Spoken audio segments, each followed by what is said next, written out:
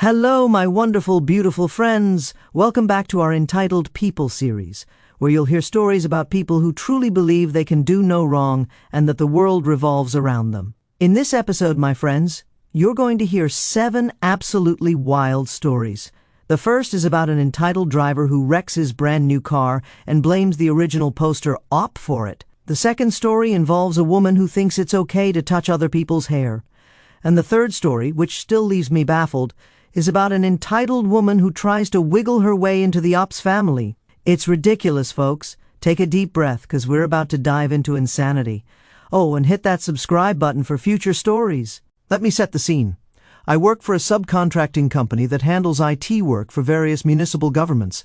My truck is loaded with equipment for computer repair and road work. As such, I currently have a 2-hour commute. While I use the interstate during the day, I usually head home closer to midnight and prefer to take the state highways and back roads due to their lower speed limits. Now let's introduce the cast: Brad, the entitled driver; Renee, my fiancée and co-worker, nice girlfriend who's Brad's female companion; and Chad, Brad's absolutely chill father. Here's what happened. As Renee and I were driving home tonight, we noticed a large rotted poplar tree had become uprooted and fallen into the road, covering both lanes. Normally, I would have called local officials and either waited for the tree to be removed or taken a different route. Unfortunately, I had no cell reception in the area, and rerouting would have added an extra hour to my already long commute. So, I figured we'd try to use my demolition hammer to weaken the tree until someone with reception came by whom we could flag down to call local authorities. I turned on our hazard lights, activated our beacon, and Renee and I both put on reflective vests and hard hats with built-in lamps. Renee brought the tools over to the tree, and I began grabbing the traffic cones to block off the road. Then enters Brad, the entitled guy. As I finished setting up the cones behind the truck, Renee began handing me cones to place in front of the fallen tree. No sooner had I reached for them when we heard the roar of a brand new sunrise orange Dodge Charger RT flying up the back road at highway speeds. I ran in front of the fallen tree, shining my flashlight on the already well-illuminated obstacle, and tried to flag down the Charger. It was no use. He never even hit his brakes. I dove out of the way at the last second as the Charger plowed into the tree, turning it into a horizontal fulcrum and me into a baseball. The tree struck my shoulder and launched me about 10 feet. I got up, in extreme pain throughout my left side and unable to raise my arm. Adrenaline coursing through me, I hobbled quickly to the remains of the poor, obliterated Charger, now smoking and leaking fluids all over the road. Miraculously, Brad and his nice girlfriend got out and were completely unharmed. Renee called emergency services, and nice girlfriend called Chad. That's when I heard it. Brad said, "Oh my gosh, my car! How could this happen? Why does this always happen to me?" Then he looked at me, looked at the clearly uprooted tree, and had a unique reaction. Thinking he might be injured too, I said, "Dude, are you okay?" Brad responded, "No, you fool, because of you my car's completely totaled. What kind of person cuts down a tree in the middle of the road?" I told him actually the tree was already here. We only got here 2 or 3 minutes ago. He interrupted, "You blinded me with that flashing strobe light." His girlfriend chimed in, "Actually, I think that—" But Brad cut her off, shouting, "Shut up, all of you. I'm going to sue you for failing to illuminate the tree properly." I tried to be nice and said, "Well, actually, that's—" But he interrupted again, "If you open your mouth one more time, I'm gonna—" Renee had enough and said, "Enough. It's not his fault that you clearly got your driver's license from a cereal box. That tree is very well illuminated. You clearly weren't paying any attention. Look at him, he's limping, you fool. You're the one who ought to be apologizing for that stunt you pulled and the mess you made." Then came silence. Deathly, unnerving silence, as Brad stood slack-jawed, making a strange gurgling noise. Suddenly he went on a complete rampage, kicking and throwing my cones, tools, and various other items from around my truck into the forest and off the road's 15-foot embankment. I wish I could tell you more, but that's when Chad arrived along with the first responders. We gave statements, and I spent the rest of the time being checked out by EMS. I'll update you tomorrow after his insurance company calls me. It's funny how most people's first reaction in car accidents is to worry about how badly their car is damaged, completely disregarding anyone's well-being. I'm glad the op was okay, though. It could have been much, much worse. Folks, we all need to go through life without getting flung 10 feet anywhere. That sounds insane. Next story. A few hours ago, my auntie called my mother about something that happened today. Her furious tone could be heard across the room. I was curious and worried something bad had happened, as I'd never heard her so angry. I asked my mother to put her on speakerphone. The following story she told us is similar to a situation my mother and I went through when I was very young. Here's how it began. Early this afternoon, my auntie, aged 52, and her daughter, aged 9, went to the store to pick up baking supplies for my cousin to make her first gingerbread house. My cousin had always wanted to make one and was inspired when I shared photos of the holiday goodies I made. I told her it's more fun to make food from scratch because it tastes better, and she wanted to give it a try. That was their plan for the weekend. They went to Dollar Tree for candy since they could get more for less, then to their local grocery store for the good brand name stuff. Being the holiday season, they were in line for quite a while. My cousin bounced with excitement, saying how she couldn't wait to get started on the gingerbread house and make it so cute. There was a woman behind them, who my auntie assumed was in her 40s, dressed in an outfit that suggested she could buy anything at full price and still afford her bills for the month. The lady said with a big smile, "Your daughter has such pretty hair." One thing about the women in my family is that we all have great hair because we take care of it. It's thick, healthy, and beautiful, and we take pride in it. It's 100% pure African-American hair, a lot of work, but the payoff is worth it. My cousin loves getting her hair styled. Today's style was 2 twists over her head like a headband, with butterfly clips and matching bubble balls around her 4 separate parted twists, with flower barrettes on the ends. It was windy where they live, so my auntie also gelled her hair down. My auntie thanked the woman for the compliment and inched forward, feeling uneasy as the woman was not standing on the 6-foot marker on the floor separating them. While my auntie started loading their items onto the conveyor belt, she noticed one of my cousin's flower barrettes had fallen off, and one of her little twists had come loose. My cousin bent down to pick it up, and as soon as she stood, the woman behind her grabbed her and started touching her hair. Yes, this total stranger put her hands on another person's child. If she were my kid, her obituary would have been in the works. When my auntie saw this, she shouted, "Lady, get your hands off my child!" The woman stared at her wide-eyed and didn't stop. She replied, "She's fine. Her hair is just so pretty I couldn't resist the urge to touch it." My auntie started taking her earrings off and said, "Lady, I do not know you, and I'm not above resisting the urge to touch you." She snatched the woman's hand away and it smacked into the conveyor belt. The woman cried out in pain, clutching her hand, and yelled, "What in the world is wrong with you?" My auntie told her, "You don't put hands on someone else's child. If I did that to your kid, you'd have me arrested." The woman looked at my cousin, who was on the verge of tears, and said, "I bet your mean mommy hurts you at home, doesn't she? You're probably being mistreated. I can take you away from that pain, baby." My cousin began stepping back from the woman, sensing the crazy, but the woman quickly grabbed her arm by force. My cousin shrieked, and my auntie backhanded the woman clean across the face. The woman gasped and stared at my auntie like she was the crazy one.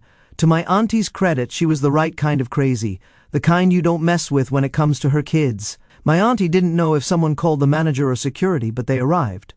2 security guards restrained my auntie, and the woman immediately started sobbing, telling them, "Arrest this psycho!" She assaulted me when all I did was say her daughter's hair was nice.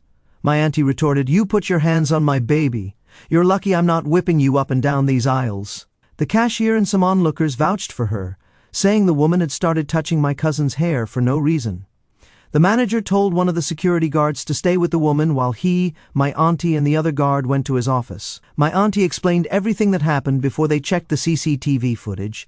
It showed everything, from the woman touching my cousin's hair to my auntie slapping her when she tried to grab my cousin by force. The manager asked if my cousin was okay, and she said, "Yes, I was just scared for the other woman because I thought my mom was going to beat her up."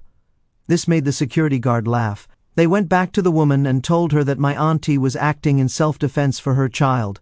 The manager informed her that because she grabbed a little girl by force, she was on the hook for first-degree kidnapping charges. The woman started fuming and shouted, "It's not my fault this racial slur is a horrible mother." There it was, the infamous word that ended Paula Deen's career and made Dave Chappelle a household name. The manager, security guards, onlookers, and my auntie were stunned. With dropped jaws and shocked gasps, the woman realized what she'd said and sputtered, trying to save face. The manager probably told her to be quiet and asked my auntie if she wanted to press charges. My auntie said, "Absolutely, yes." The security guard who stayed with the woman put handcuffs on her to match her outfit and escorted her out of the store. She was charged with attempted kidnapping and hate speech. Some people clapped as she was escorted out. My auntie's $40 purchase was comped, and they went home. No matter how sweet my cousin makes her gingerbread house, I'm sure the justice she and my auntie got today was even sweeter. Folks, I've read a lot of these stories. A lot.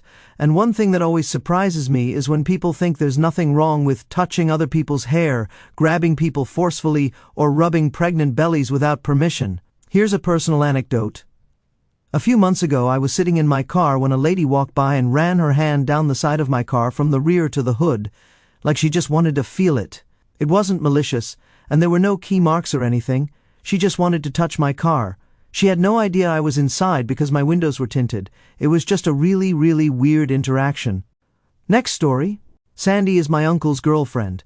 No one in our family, except my uncle, likes Sandy. Why?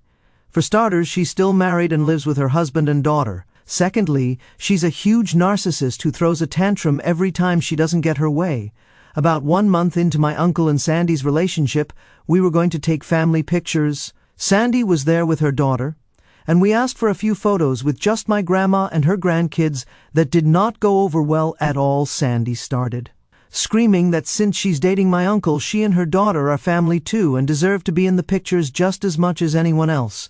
Sandy has even stalked my grandma, who's only 4 feet 9 inches tall and in her late 70s. Back in March, when the pandemic was starting, my grandma was living alone and had to do her own errands. One day, she went to Costco, and there was Sandy, casually running into her. Sandy was supposedly thinking about getting a Costco membership, but didn't like the Costco 30 minutes closer to her. A few weeks later, Sandy showed up at the same pharmacy my grandma goes to because her pharmacy didn't have the medicine she needed, so they sent her to one 35 minutes away. Sandy also appeared at my grandma's bank on the exact day my grandma decided to open a savings account for her grandkids. Sandy asked my grandma what she was doing, and when my grandma told her, Sandy threw a fit saying, "What about my daughter? She's technically your grandkid too." My uncle and Sandy had only been dating for 3 to 4 months at this point. Just as my grandma was about to respond, the bank's security came over and asked if she was okay. They knew her from decades of her banking there, as well as her kids and grandkids. When my grandma said no, they immediately escorted Sandy out. Shortly after, my grandma moved to live with my aunt, and so far, that's been the last stalking incident. On Thanksgiving, we all did a Zoom dinner instead of a big gathering. About 30 minutes into the meal, my uncle's phone started going crazy. It was Sandy, demanding to know why she wasn't invited and going into full tantrum mode. My uncle caved and sent her the link. As soon as Sandy joined, she started screaming, and her 12-year-old daughter, Amy, was running around in the background screaming and crying that it wasn't fair.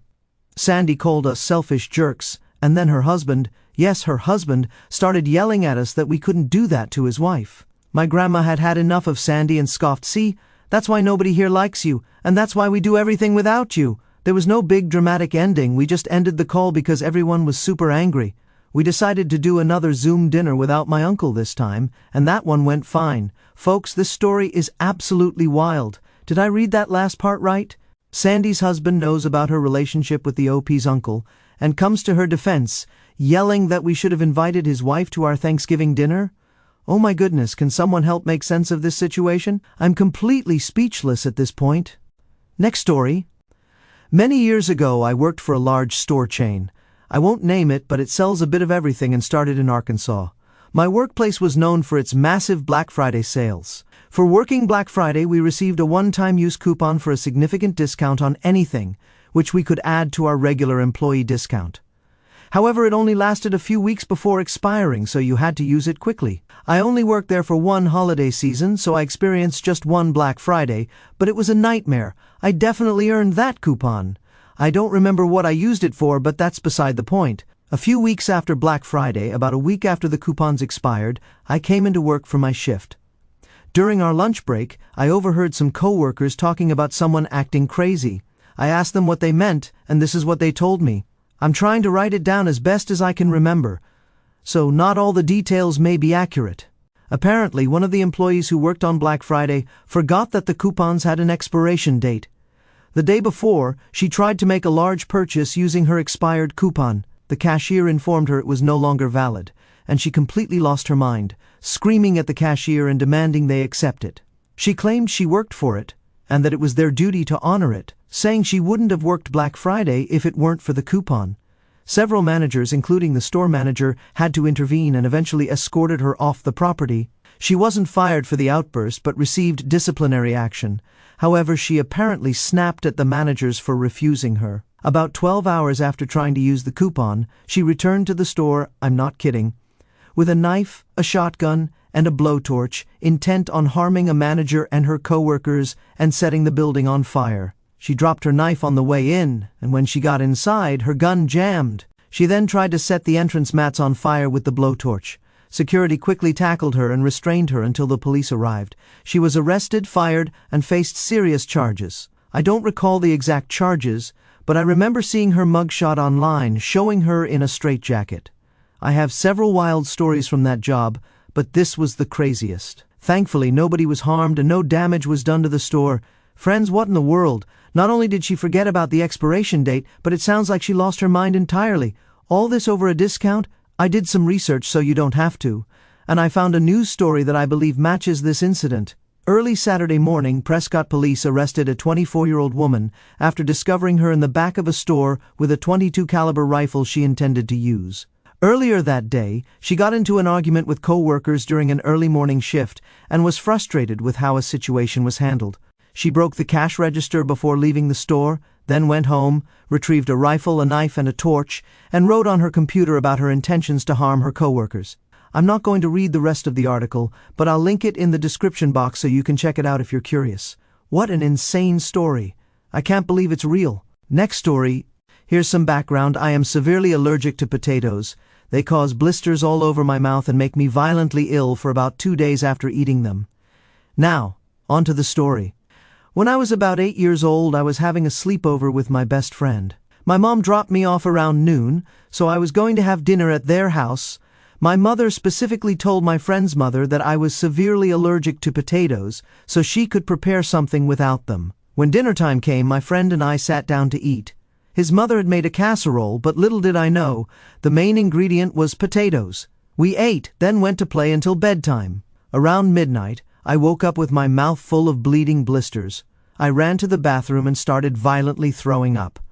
Let me tell you, stomach acid does not feel good on open blisters. I was crying on the floor when the mother walked into the bathroom. She told me to stop being so dramatic if I wanted to go anywhere in life, and claimed that allergies aren't real unless you let them be. Just a reminder, she said this to a crying 8-year-old child who was dry heaving over the toilet and bleeding from the mouth. Then she went back to bed, leaving me in the bathroom for the rest of the night. Morning came, and my mom arrived to pick me up. Through my blistered mouth, I told her what happened, and she went ballistic. She told me to go to the car, and I could hear her screaming at the other mother from outside. Suffice it to say, that was the last time I ever hung out at my friend's house. Friends, that lady needs to face consequences. If I sent my kid to someone's home and told them my child was allergic to potatoes, and they decided to feed them potatoes anyway and then claimed allergies aren't real, oh boy, you better get the police ready because I'd be furious. That woman needs to face serious repercussions. What a cruel person to do that to an 8-year-old child. Next story. Here's a bit of background. I'm from Germany and I have a few simple rules for my home, my belongings, and my car when others are around. In my home, I'm not a servant. If you want to eat or drink, help yourself from the fridge or pantry. With my tools, ask before using them. And in my car, absolutely no smoking. Seems reasonable, right? Not for the guy in this story. This happened in the summer of 2015. I got my car, a 2008 Volkswagen Golf, in December of 2014, and I still drive it. I was on my way to a convention and decided to take a passenger with me. It's nice to have company on a 6-hour drive. I picked him up and told him about the no smoking rule, and everything seemed fine, until we hit the Autobahn. The guy pulled out a pack of cigarettes and lit one up. This conversation followed. I said, "What the heck? I told you no smoking." He replied, "So what? What are you going to do about it?" I told him, "I'm going to kick you out." He said, "You know it's illegal to stop on the Autobahn." This is true. German law states you cannot stop on the Autobahn unless it's an emergency or your car breaks down. You can even get fined for running out of gas as it's preventable. But I knew something he didn't. There was a truck stop just 3 kilometers ahead. I got off the Autobahn, stopped at the truck stop and said, "All right, get out of my car." He protested, saying, "You can't do that." I replied, "I sure as heck can. This is my car and I have every right to kick you out." The next part is a bit blurry, as it was mostly us shouting at each other. I remember getting out, tossing his suitcase and bag out of the car, dragging him out and pushing him to the ground. I drove off, listening to some music and singing along to Rammstein for the rest of the drive. Later that evening, I was relaxing in my hotel room after the drive, about 3 hours in, when I heard a knock at the door. It was hotel management, hotel security, convention security, the convention organizer, and the police, all standing there with the smug-looking guy. The police said they picked him up about 2 kilometers from the truck stop on the Autobahn. He claimed I had kicked him out at the spot where they found him. The police said to me, "You know this is illegal. You broke highway code and endangered his life." I replied, "Sir, with all due respect, he's lying to you. I kicked him out at the truck stop. You can call them, I'm sure they have it on tape." I explained the story, saying I didn't want him in my car anymore because he broke my personal rules in my personal car. I kicked him out at the truck stop, where he could have easily called someone to pick him up. The guy turned very pale at this point, and the police looked at him, furious, and asked, "Is that true?" He began explaining, but the police interrupted and said, "You need to come with me." He was charged with falsely accusing me, facing a fine in the 4-figure range. It wasn't his first offense, as I later found out. The convention canceled his membership, hotel management canceled his reservation, and I got free drinks at the hotel bar for my entire stay, plus a free sponsor upgrade for the convention. Friends, it's incredibly disrespectful to light up a cigarette in someone's car and then argue about why you should be allowed to do it. So, let me ask you a quick question. How do you feel about people putting their feet up on your dashboard while you're driving? Is that a yes or a no?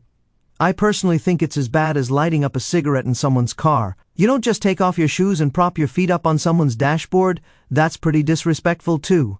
Next story. I worked as a cinema technician for several years, and I've had my share of run-ins with entitled parents. The pandemic gave me plenty of time to reflect on those encounters, and here's one of them. In the summer, my country gets a lot of tourists, especially American ones. They often visit to explore their family roots and such, and most are generally nice, but not this Karen. She was different. She, her husband, and her kid came into the cinema in the middle of the day. There were very few people since, in Norway, we like to enjoy the sun whenever it appears. Normally, when tourists who don't speak the language come to the kiosk to buy something, they ask, "Do you speak English?" I say, "I do," and we continue the transaction in English. Fair enough. I was a bit surprised when Karen didn't ask if I spoke English, but I do, so no harm done. She wanted to see a children's movie for her kid. I explained that all the children's movies were dubbed. After clarifying what dubbing means to a now slightly irritated Karen, she got a little angry. I told her a movie in English was starting in about an hour, and her kid could get in with her. She complained some more and ended up slamming money on the register, demanding a free popcorn bucket for her wasted time. She didn't get it. About an hour later, I heard screaming from the entrance to the auditorium. I ran to see what was happening and found Karen yelling at my coworker, an elderly Norwegian man. Fun fact about Norway, most of us speak English, but some older people don't. Here's our conversation, translated from Norwegian. I asked, "What's wrong? Can't she find the auditorium?" My coworker said, "I don't know.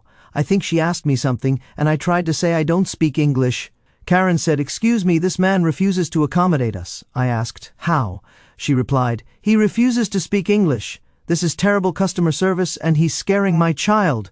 I said, "I'm sorry, but you are in Norway, and some of the population doesn't speak English." She demanded, "I want to speak to your manager."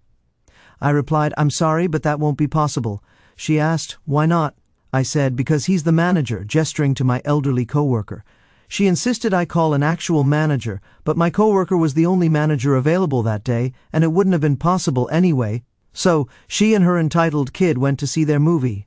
After the movie, they came to the kiosk and demanded a refund because the subtitles were in the way. She was easily my weirdest and rudest American customer. Oh, Karen, starting trouble in a country that's not your own? I'm not surprised.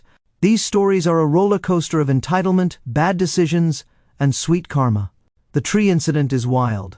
I'm stunned by Brad's recklessness, plowing into a clearly marked tree and blaming the op for his totaled charger. His tantrum, kicking cones and tools, shows his immaturity. I'm glad Renee shut him down and that the OP wasn't seriously hurt after being launched 10 feet. Brad's accusation about the tree being cut down is absurd, and I bet Chad was mortified. I'm curious about the insurance outcome. Brad's in for a rough time. The grocery store incident with the auntie is infuriating. I can't believe that woman touched a child's hair without permission and escalated to grabbing her arm. The auntie's backhand was justified. Nobody messes with a mom's kid. The racial slur sealed her fate. Kidnapping charges and hate speech are no joke. I'm relieved the CCTV backed the auntie up and that the store comped her purchase. That kind of entitlement is dangerous. Sandy's behavior is baffling. I'm floored that she stalked the grandma and threw tantrums over family photos and Zoom calls. Her husband defending her while she's cheating is just bizarre. I respect the grandma's bluntness. Calling out Sandy's unlikability was spot on. This family's better off without her drama. The Black Friday coupon story is insane. I'm shocked someone would escalate from yelling over an expired coupon to bringing weapons to the store. That she planned to harm coworkers over a discount is unhinged. I'm glad security stopped her before anyone got hurt. The news article confirms this kind of crazy exists. The potato allergy story makes my blood boil. I can't fathom ignoring a child's severe allergy and then dismissing their pain as dramatic. That mother's cruelty to an 8-year-old is unforgivable. The OP's mom's rage was warranted. The no-smoking car rule is reasonable, and I love how the OP handled the smoker's defiance by kicking him out at a truck stop. His lie to the police backfired beautifully. Free drinks and a convention upgrade are sweet bonuses. The cinema Karen's entitlement is peak tourist nonsense. I'm annoyed she expected everyone in Norway to speak English and demanded free popcorn for her own confusion. Yelling about subtitles and an elderly manager not speaking English? Ridiculous. She got what she deserved. Nothing. My friends, that's another episode of our Entitled People series. If you missed the last episode, check it out if you haven't, and I'll see you in the next one. I love you all, and I really mean it.